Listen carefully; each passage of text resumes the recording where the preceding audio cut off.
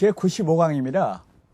동사물권 변동 그리고 물권의 소멸에 관하여 말씀드리겠습니다. 여러분 지금까지 쭉 얘기한 것이 부동산 물권 변동이었죠. 중요한 거죠.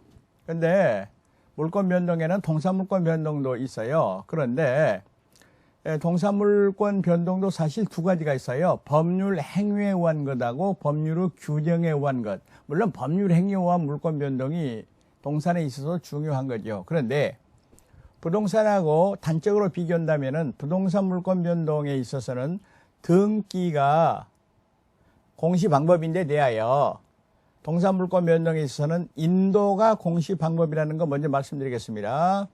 인도는 점유 취득을 말합니다. 예를 들어서 얘기할 때 내가 냉장고를 백화점에서 샀다 그랬을 때 그 냉장고가 내 집 안에 들어왔을 때 인도 받았을 때 다시 말하면 우리 집에 배달 받았을 때 그게 내 것이 된다 이 말이죠. 여기서 인도 태양은 모양이라고 말입니다. 애는 네 가지가 있어요.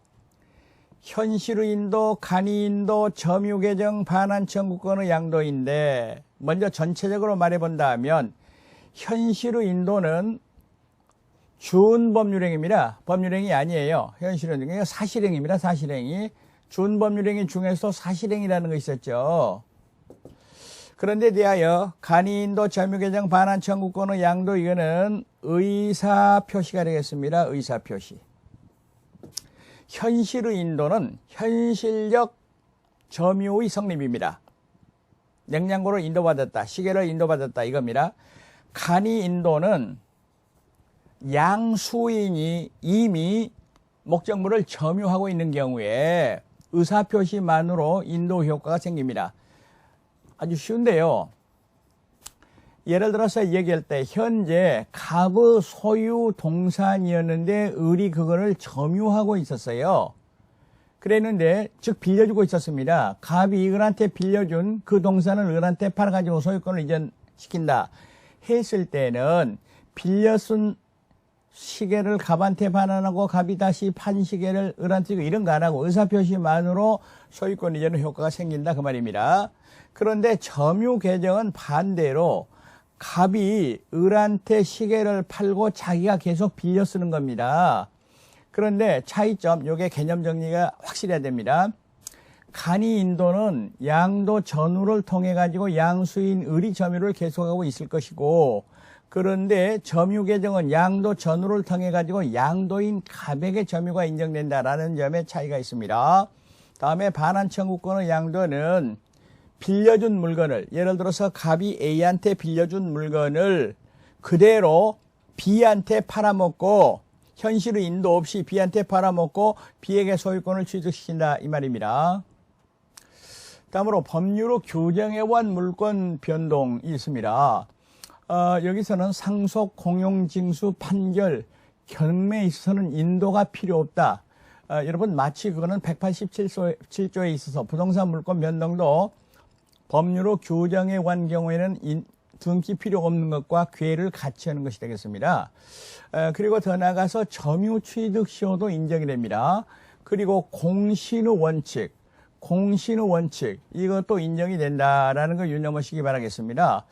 여러분 공신의 원칙에 대해서 제가 잠깐 좀 말씀드리겠습니다. 공신의 원칙 앞에서 제가 말씀드렸습니다마는 갑이 을한테 시계를 빌려줬어요. 그러면은 을이 점유자인데 소유권은 갑에게 있는 것이죠. 그랬는데 을이 이거 내 시계다. 을이 이거 내 시계다. 이렇게 말했다고 말이죠.